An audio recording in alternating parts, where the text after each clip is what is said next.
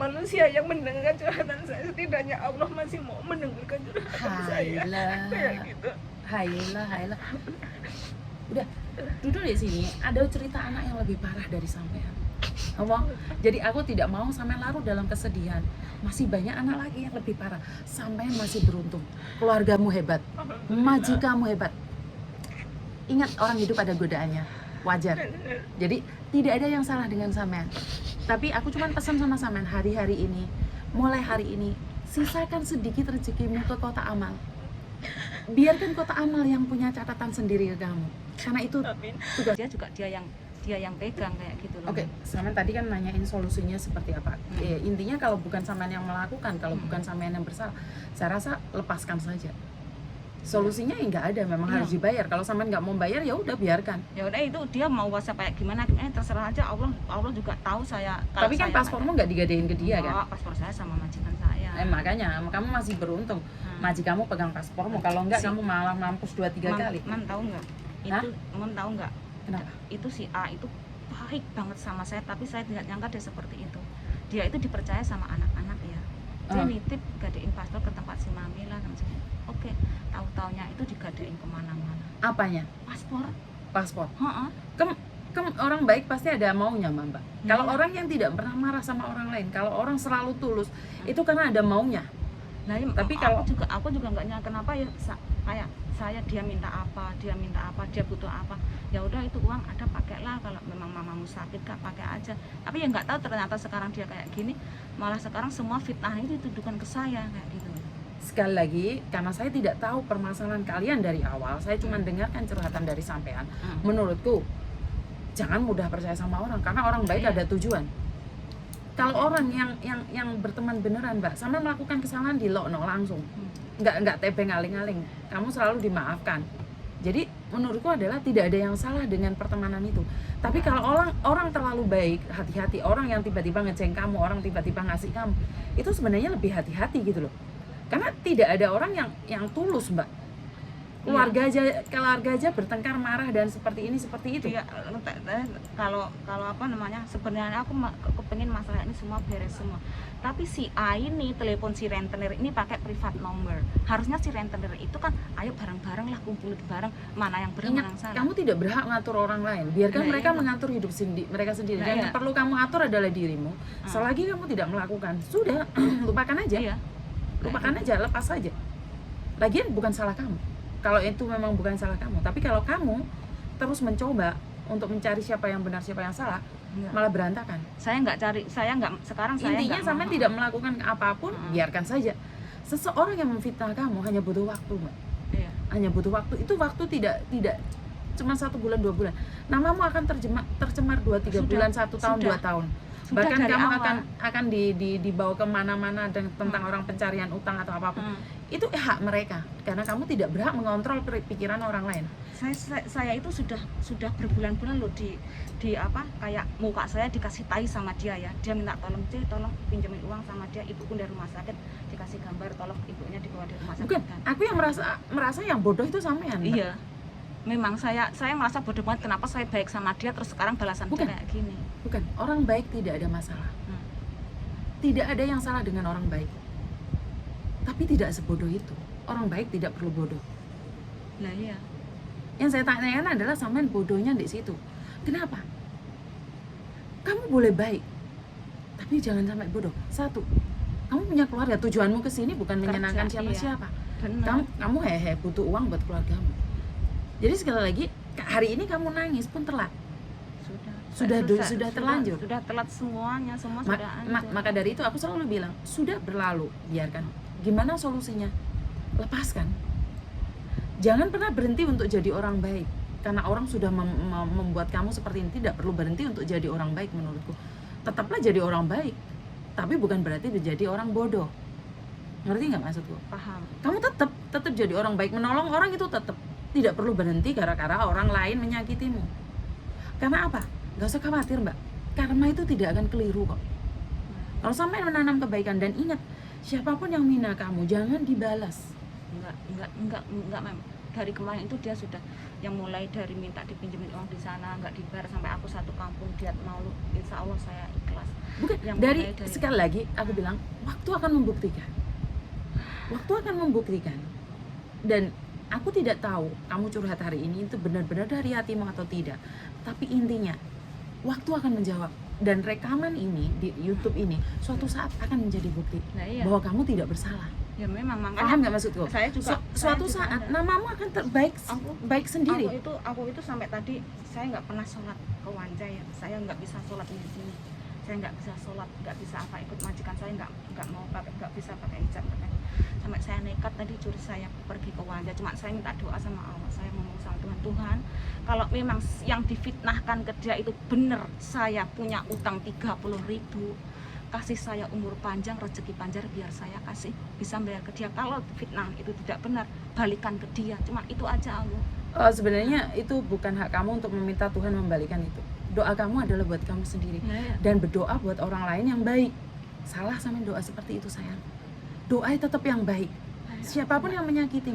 Karena ingat, doa itu kembali pada yang punya. Jadi kamu tetap mendoakan dia yang baik. Jangan pernah mendoakan orang lain yang jelek. Benar. Aku sampai itu semua ya, semua rekaman Dengarkan situ. saya ngomong dulu. Berdoalah yang baik. Saat mulutmu berdoa, itu sebenarnya doa itu buat kamu. Nah, iya.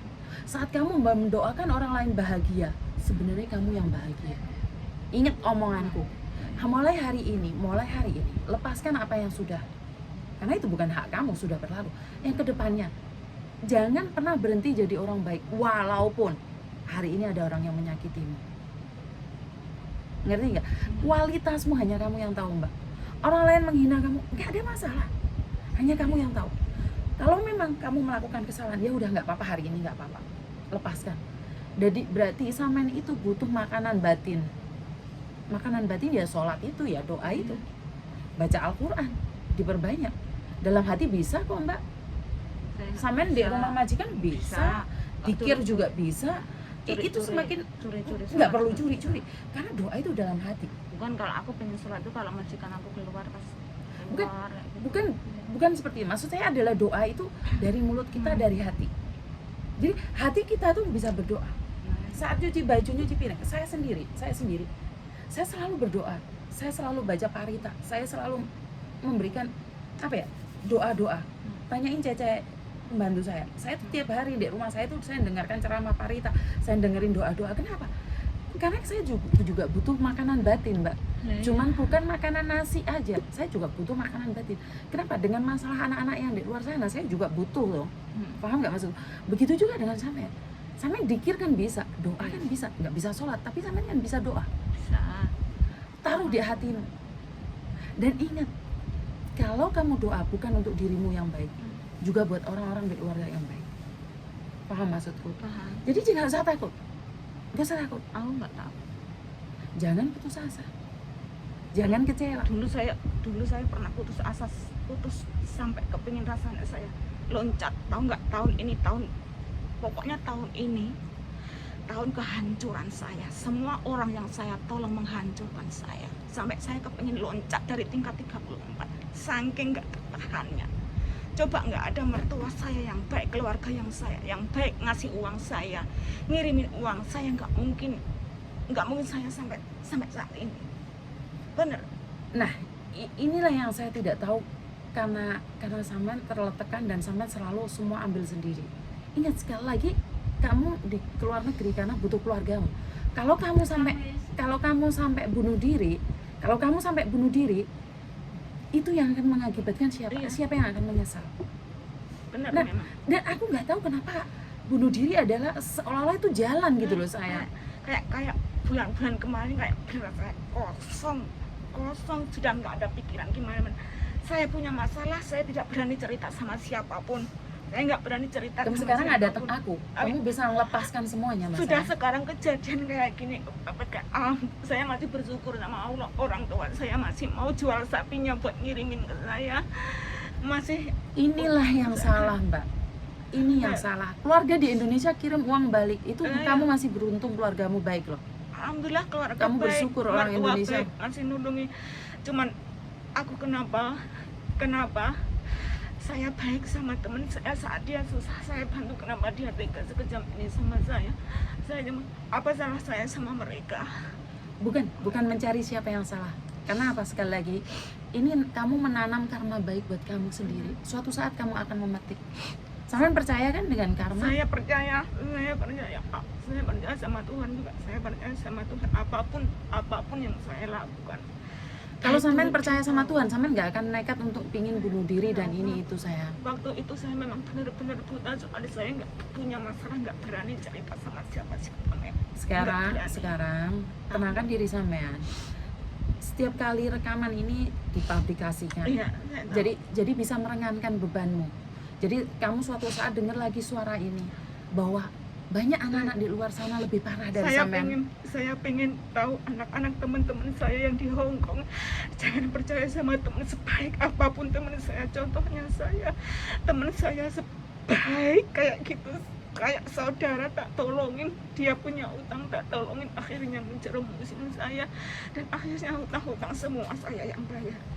Teman saya yang baik juga satu orang lagi tak tolongin, tak percaya dia, uangnya ini, ternyata sekarang sudah dia kabur. Dia menfitnah saya yang saya bawa uang rentenir 30.000, padahal tidak ada satu anak pun yang balikin uang itu. Okay. Dia juga tahu mam, si A, si B, si C itu tidak pernah ngasih bunga selama ini juga dia tahu. Oke. Sekarang putus dengan rentenir itu, jangan berhubungan. Ini loh mbak, ini loh akibat kalau kamu berteman dengan rentenir. Ini sebenarnya sebab akibat kamu berteman dengan rentenir. Seandainya kamu berteman dengan orang-orang yang di masjid, seandainya hari ini kamu berteman dengan orang-orang yang di organisasi, itu makanya lebih baik buat kamu. Tapi karena ini sebab akibat kamu berteman dengan rentenir, ini karma kamu memperkenalkan dirimu, temenmu ke rentenir. Dan ini nih juga karmamu. Kamu harus menanggung dari karmamu. Seandainya dari kemarin-kemarin teman-temanmu itu selalu pewancai, sholat, baca Al-Quran, karmamu yang baik. Tapi sudahlah, karma sudah berlalu. Tidak ada yang salah dengan masa lalu. Sekarang sampai semakin dekatkan sama Tuhan. Karena sampean berhak bahagia. Dan ini pelajaran buat sampean. Sampean masih beruntung. Keluargamu orang hebat. Aku salut sama keluargamu di Indonesia yang menjual barang-barangnya demi kamu yang di Hong Kong loh. Kamu ke luar negeri malah keluargamu kirim uang ke Hong Kong, Mbak. Saya kalau melihat ya rasid kiriman bapak saya, adik saya itu rasanya ya Allah ya Rabbi. Dulu aku 4 tahun kerja di Hong Kong, tidak pernah ada punya utang sama siapapun. Alhamdulillah rumah bisa kebeli, mobil sudah kebeli. Sekarang 2 tahun aku di sini lagi. Saya bantu teman baik saya dihancurkan kayak gini sampai orang tua saya harus jual sapi dia, pinjam utang sana sini buat nyelamatin nyawa saya. Bulan kemarin terakhir saya ngomong sama majikan saya, Mem, jadi nggak ini lagi ke saya. Dia bilang, iya Cece, maunya kalau gitu nggak mau pinjemin aku ya uang 10.000. Dia nggak, aku ngomong kayak gitu. Terus majikan saya bilang, nggak usah pinjam Cece, tak kasih separuh ya long service kamu kalau kamu butuh uang. Saya saat itu saya lepasin maskermu, Mbak. Lepasin maskermu. Kamu nggak bisa nafas. Saya sampai sujud syukur di WC. Ya Allah ya Rabbi, terima kasih kamu sudah ngasih jalan aku terbaik, tahu nggak? Saya itu sampai kadang kayak gini. Setiap kali saya waktunya saya bayar, alhamdulillah Allah ngasih jalan saya, orang tua saya ngasih uang, gajian saya buat bayar yang ini, saya punya lagi buat yang itu. Saya cuma kelihatan sampean menanam yang bagus, sampean tetap dapat yang bagus kan, tidak akan keliru karma sama. Sekarang aku difitnah sama dia, katanya saya ambil itu uang sama si dia, uang 30.000, anak-anak sudah balik sama dia, padahal 1 sen pun anak-anak tidak ada yang sekarang sudah selesai. Intinya masih ada orang baik sama sampean. Intinya masih banyak orang sayang sama sampean. Bisa nggak sekarang putus hubungan dengan rentenir? Ya, bagaimana ya? Bukan, hanya kamu yang bisa memutuskan hubunganmu dengan rentenir. Bisa. Sekarang ke depannya liburan datang ke Wancai, berdoa ke masjid, sisakan waktumu ke sana. Dan kamu punya uang 100-200, taruh di kotak amal, tanam di situ. Itu karmamu. Kamu suatu saat akan ngambil itu. Kayak Uang 100 yang kamu taruh di kotak amal, itu akan balik ke kamu, Mbak. Nggak keliru. di sini teman curhat saya waktu kemarin tuh mertua saya bilang, udah Ndok, biarkan saja dia mau ngomong apapun, kamu mau difitnah apapun, Allah tahu kalau kamu nggak makan ya sudah, nggak usah apa-apa, sayang. didengerin. Gak apa-apa, kan aku bilang, lepaskan. Bilang sama Tuhan, ini memang salah saya karena saya berteman dengan rentenir dan saya akan menebusnya sendiri dengan cara sendiri. Sekali lagi, sampean tahu, sampean bisa ke Wancek sembahyang di sana. Itu hebat. Sampean punya jalan hebat. Jadi sampean tetap bersyukur karena Tuhan masih sayang sama sampean. Alhamdulillah tadi sebelum aku kesini, semalam sudah aku mau sholat dulu ke Banjai, nanti ke tempatnya Mem Yuni, aku bilangin aku pengen curhat semuanya. Seandainya tidak ada manusia yang mendengarkan curhatan saya, setidaknya Allah masih mau mendengarkan curhatan saya. Kayak gitu. Hailah. Udah, duduk di sini. Ada cerita anak yang lebih parah dari sampean. Ngomong, jadi aku tidak mau sampean larut dalam kesedihan. Masih banyak anak lagi yang lebih parah. Sampean masih beruntung. Keluargamu hebat, majikanmu hebat. Ingat, orang hidup ada godaannya, wajar. Jadi tidak ada yang salah dengan sampean. Tapi aku cuma pesan sama sampean, hari-hari ini, mulai hari ini, sisakan sedikit rezekimu ke kotak amal. Biarkan kotak amal yang punya catatan sendiri ke kamu, karena itu Amin. tugas kamu. Amin. Saya sudah lama itu semenjak si A itu kabur, sudah enggak ini lagi sama yang rentenir itu. Bagus. Alhamdulillah bayaran bank, utang sana utang sini, alhamdulillah ada jalannya. Adik saya sudah ngomong, Mbak, dia bilang, utang kamu berapa? Ngomong kayak gitu, nanti tak bantu dari sini. Nanti kalau sampean udah beres utangnya sampean, ditata lagi hidupnya sampean gimana? Keluarga saya kayak Keluargamu gitu. hebat. Kamu masih beruntung, keluargamu hebat. Salut sama keluargamu, salam buat keluargamu. Padahal dari awal, kenapa saya tidak mau cerita semua sama keluarga saya itu? Saya ada satu kesalahan yang pernah saya buat sama keluarga saya. Saya kepingin nggak kepingin nyusahin orang tua saya. Bisa nggak di sini kamu minta maaf pada keluargamu? Bisa. Sekarang kamu ngomong sama keluarga. Untuk keluarga saya, emak bapak saya yang di Banyuwangi, adik saya yang di Banyuwangi, saya minta maaf. Selama ini saya tidak pernah mendengarkan omongan mereka. Saya egois. Saya ingin membuktikan kalau diri saya kuat, kalau saya bisa. Tapi sebenarnya saya tidak bisa tanpa keluarga. Benar, Mek? Sebenarnya cobaan saya tahun ini cobaan terberat buat hidup saya. Nggak apa-apa. Sekarang buat keluarga yang ada di Indonesia, saya cuma menyampaikan terima kasih karena sampai hari ini Anda masih mendukung saudara Anda yang ada di Hong Kong saat ini. Anda adalah keluarga hebat yang sampai saat ini mau memperjuangkan saudara Anda yang ada di Hong Kong sini dalam keadaan terpuruk apapun. Terima kasih buat orang Indonesia yang khususnya yang berada di Banyuwangi. Anda adalah keluarga hebat, Anda adalah keluarga yang mau mendukung keluarga sendiri yang ada di Hong Kong. Banyak yang saya dengar bahwa keluarga di Indonesia itu selalu menjatuhkan dan butuh uang saja. Ini pertama kali saya dengar keluarga dari Indonesia kirim uang balik ke Hong Kong. Jadi saya terima kasih sekali buat keluarga yang ada di Banyuwangi. Dan saya cuma bisa berharap dan berdoa sedikit lega, Mbak. Alhamdulillah. Lega ya.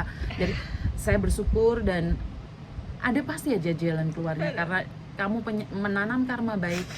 Aku lihat sedikit demi sedikit sebenarnya kamu menuai karma baik juga.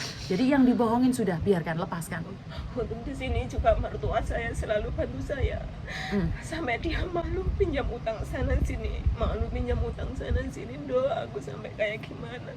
Habis gimana, Bu? Kalau mertuamu di Hong Kong? Ada, mertua saya ada juga di sini. Juga buat mertua mbaknya yang ada di Hong Kong sini, terima kasih sudah mendukung dia.